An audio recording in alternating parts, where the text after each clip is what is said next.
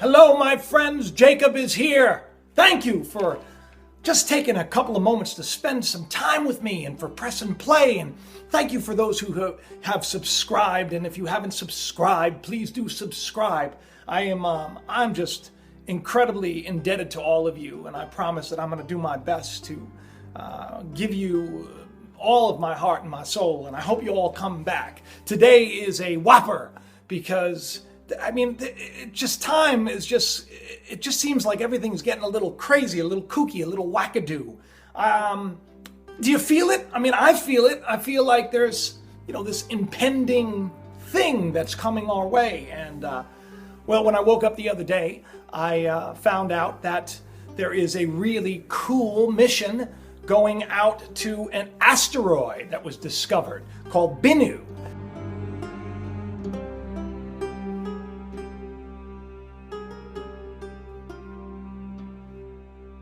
We're going to get into that today. But I wanted to start off by talking about the Georgia Guidestones. I have talked about this in the past. If you don't know anything about it, it's basically the Illuminati's 10 Commandments. Wired magazine called it like the 10 Commandments of the Antichrist or something like that. It's a spooky monument. I think it was erected in 1980. It's all granite, and some strange man came and he said that he needed this done, and the people that were making the monument asked for an extraordinary amount of money, and they just paid it. He went under the pseudonym R.C. Christian, okay? Now, on these guidestones, basically, it's like America's Stonehenge. Here's a picture of it. So it basically has these 10 guides that are listed, and they're written in many different languages, not just English. And I have a list of them. I'm going to read them, but they're pretty spooky.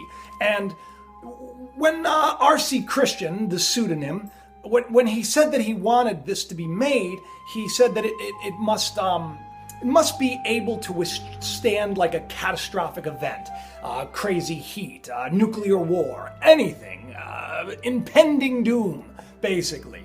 And the Guidestones, the 10 Commandments, if you will. I'm going to start off.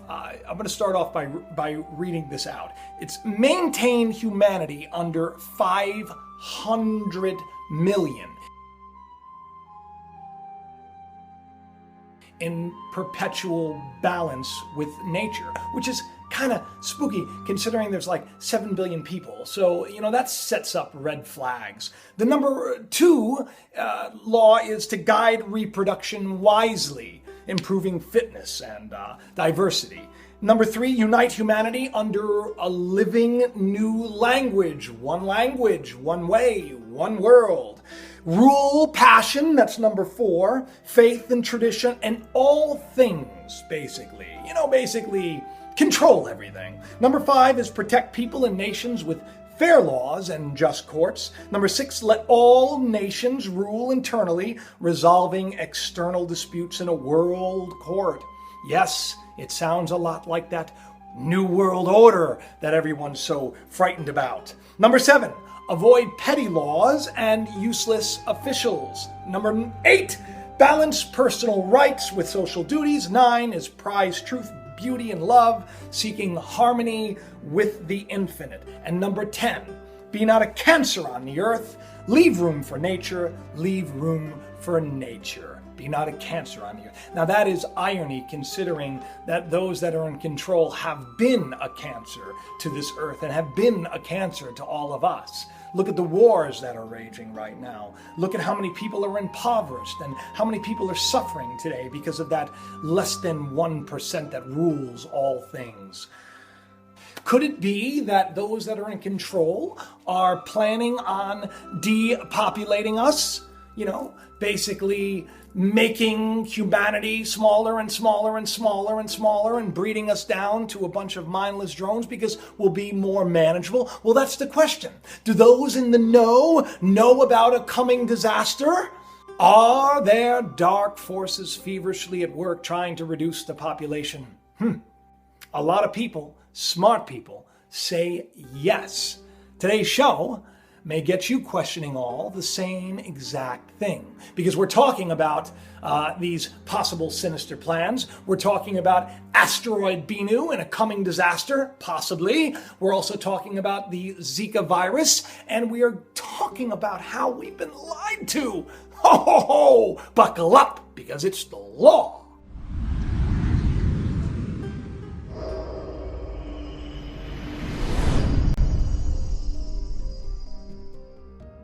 Okay, so September 11th, 1999, an asteroid about a quarter of a mile in length called Bennu was discovered that day.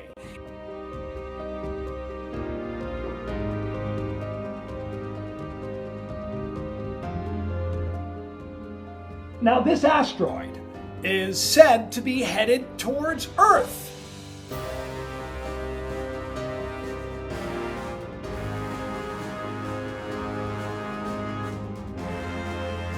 Every 6 years, it passes very, very close.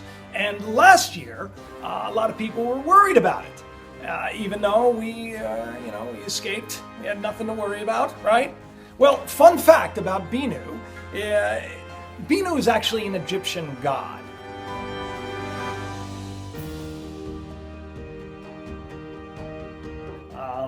In Greek mythology, the phoenix was basically modeled after Bennu.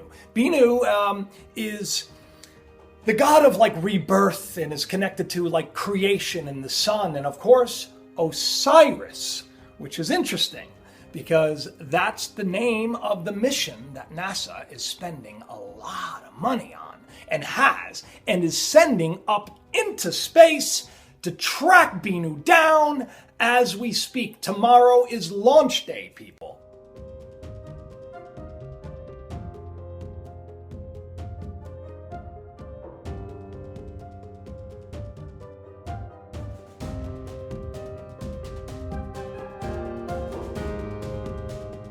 Many worry and many have said that in a couple of 100 years, Bennu may indeed be on a collision course with Earth. It may not, end the world, but it would be catastrophic, that is for sure.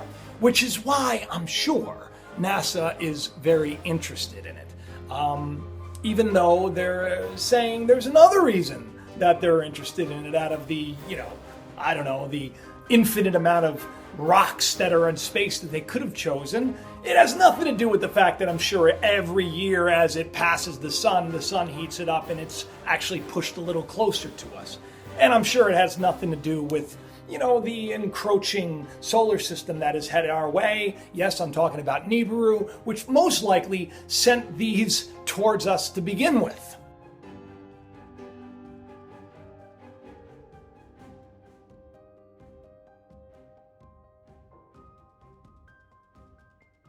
So this mission, it's called Osiris Rex. Osiris, right? The Egyptian god. The Egyptian god of the, is another fun fact, god of the dead and the underworld.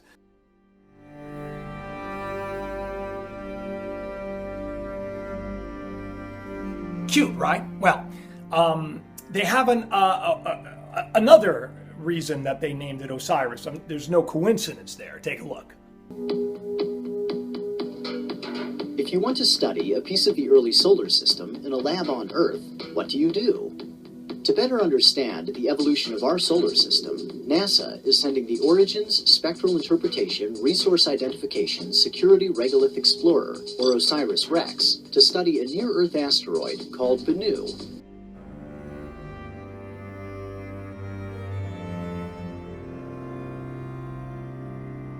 They're sending this craft up to study it, okay? It's going to launch tomorrow. It's going to get there about 2018, and then it's going to kind of hover around. It's going to take images, and then it's going to eventually land on the asteroid and take, give it a cosmic high five, and it's going to take samples, and then, it's going to jettison it back to us so that we can study it. Now, they're saying that the only reason they're doing this is because it may contain the origins of life, which I think is a bunch of poopy. It is PG-13 show. Knowing the physical properties of Bennu will help scientists to refine its orbit over time, including deviations caused by heating and cooling from sunlight, and it will allow them to pick a site for OSIRIS-REx's primary mission, retrieving a sample of the asteroid for study on Earth. In 2019, OSIRIS-REx will deploy its touch-and-go sample acquisition mechanism, or TAGSAM, and slowly approach the sample site. When the TAGSAM touches the surface, it will release a burst of nitrogen gas, causing loose rocks and soil to flow into the collector. Since Bennu may be rich in organic material or water left over from the formation of the solar system, sampling it could reveal whether the building blocks of life were present at that time, perhaps providing clues to the origins of life itself. After moving away from the surface, OSIRIS-REx will perform a spin maneuver to measure the mass of the sample. Then it will carefully stow the TAGSAM head inside the sample return capsule and prepare for the journey back to Earth. Upon arriving home in 2023, OSIRIS-REx will release the sample, giving us a piece of the ancient solar system that will be studied for decades to come. I think that they're sending it up there for another reason. I say that they're collecting this material and sending it back as quick as they can so that they can study it, so they can find out whether or not it's going to be easy for them to smash it to pieces or send it off course. You know, of course, NASA's not telling us that part, but the irony is they're actually planning on doing this, although it's not publicized. Following the OSIRIS-REx mission is the ISIS mission.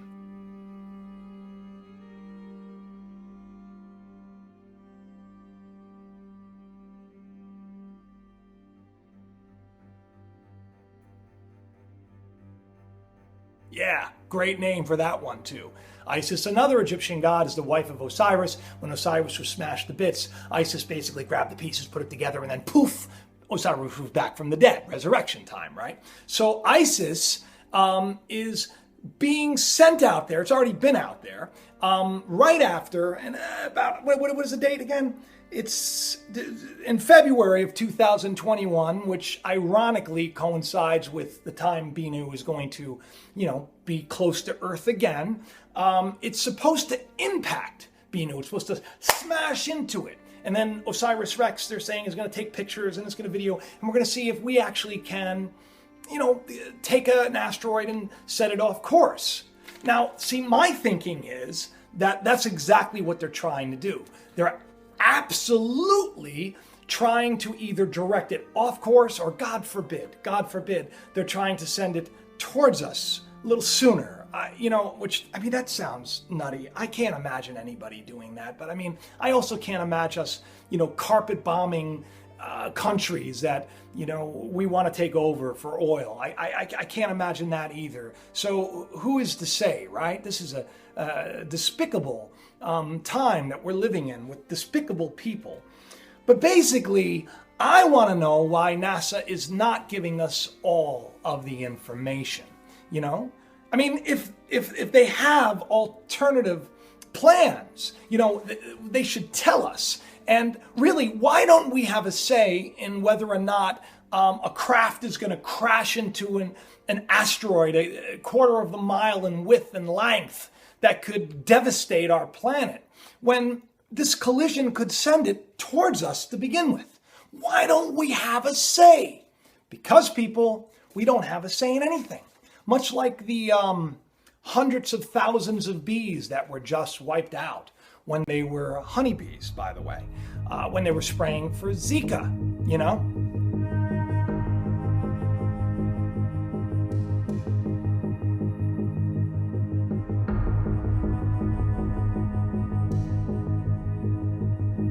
Let me tell you something about this Zika virus, if you don't know anything about it, okay?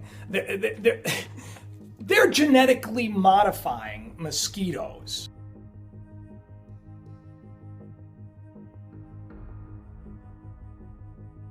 That's the idea. They're genetically modifying mosquitoes so that when they breed with these, female mosquitoes that are carrying things like dengue fever and Zika, then they'll have a breed of insect babies, larvae, that cannot reproduce, okay? So basically wiping out an entire population. The problem with this is, and doctors are speaking up about this, and they're not really making a big deal out of it as they should, is the fact that this is like a gene jumping carrier.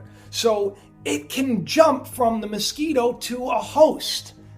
It's no coincidence that, Zika, which was relatively not that big of a deal, I guess, it was a pretty bad fever and everything else, but after they released these genetically modified mosquitoes into, I believe it was Brazil. I'm not sure. Google it.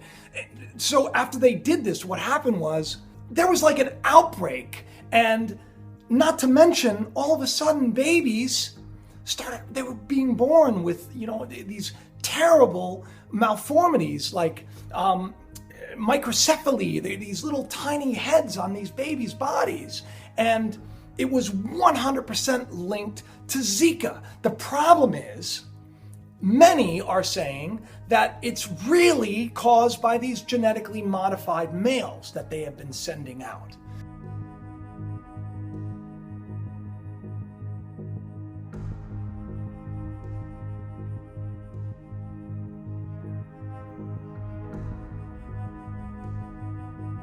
Now, why is this happening? Why, once again, is this happening and we have no say? The irony is, Zika's rather rare. And yet they're making it such a big deal, right? And why is it such a big deal? Well, for pregnant women, big deal, right? Well, here's the reason. Because it actually is transferred not just through mosquitoes. They found out that you can get Zika through any kind of bodily fluid, much like AIDS. But this is a little bit worse. You can get it through tears.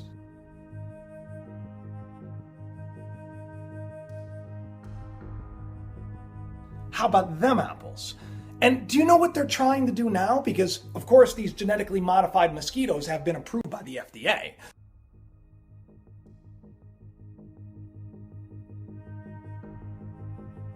So that's a great thing. Make a big deal out of a rather small virus and, create a paranoia about it. And then you'll get FDA approval, and then you can just send out these Frankenstein mosquitoes that are basically set on making an entire race of mosquitoes sterile. And coincidentally, the offspring of the women that contact Zika. Now, is this fact? I don't know. I'm not a news channel. I'm just somebody that is interested in these things, and I just want to share these things because I think that we need to know why an entire,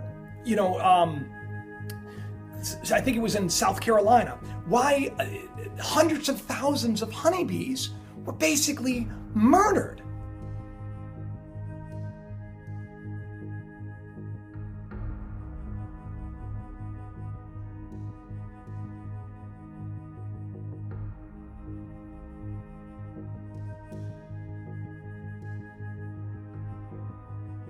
Don't tell me they didn't know that was going to happen. Now, if you know anything about honeybees are like essential to the food chain. They pollinate our fruits and our vegetables. Great minds said, if the honeybees go, so goes the human race.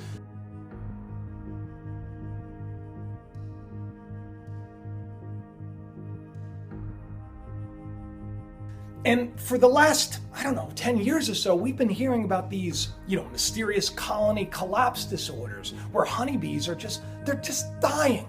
And now it's not even that. Now we're just carpet bombing them with, insecticides, and they're dying in the process. Genetically modifying insects, yeah, and we're just sitting back, going about our business, watching The Bachelor in Paradise, which I happened to see last night for the first time, and I got to tell you, it was pretty good. So anyway, listen, people, the world the way it is right now needs your help. Okay, we need to change it.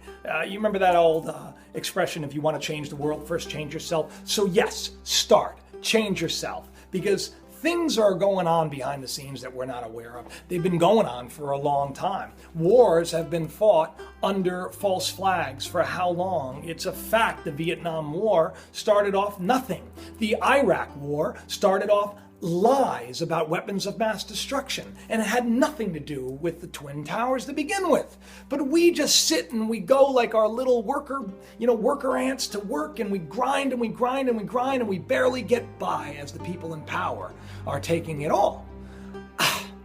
So how can we change the world? Well, we can change the world by educating people. We can change the world by saying, wake up and smell the coffee. Let's get involved. Let's do a little bit more than just talk about how unfair the world is. I am not a revolutionary, okay? But I am someone who is very, very interested in a revolutionized way of thinking.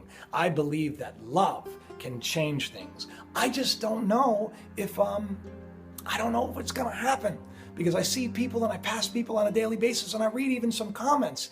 Man, there's not a lot of love to go around from these people that are so hell-bent on being angry and just hating on other things and other people and their circumstances, and being jealous and envious and proud and arrogant and slothful and lazy. And the list goes on and on and on. But then there are so many others, so many other wonderful people, so many other people that care, so many other people that love, so many other people that will stop to help someone. These are the people that I'm interested in reaching. And I see all of your comments, and I am so grateful you take the time to encourage me and to encourage each other. And I wish I could reach out and hug every single one of you. So let me give you a universal hug through YouTube right now. I love you all, and I'm so grateful you took the time to listen. Please, get involved, educate yourself, find out what's going on, because the world is rapidly changing. And I believe within the next couple of years, we're going to see change like we've never seen before. But I believe we can be a part of that change. And I believe that that change is going to lead to something good in the end. So don't be fearful. Be filled with life and hope and love. And I love you all. And I'll talk to you soon. Please do subscribe. Please do press that little button. It means a lot to me. Oh, and by the way, those people that were giving me a hard time and saying, oh, I'm Illuminati and I'm all this stuff. I'm just like a guy who has a regular job. I had 9/11 on the clock because my daughter's birthday is September 11th. She was actually born to the second of the plane hitting the first tower 2 years later. So I wanted to put that up there because I love my baby girl, my Shallow, so very much. But right now it is scheduled for 11/11 again because I keep seeing it again and again and again, and I can't get away from it. It used to happen years ago, and it was great change in my life, and now it's happening again. Even I was at Target today, and I went to pay the bill, and it was 11/11.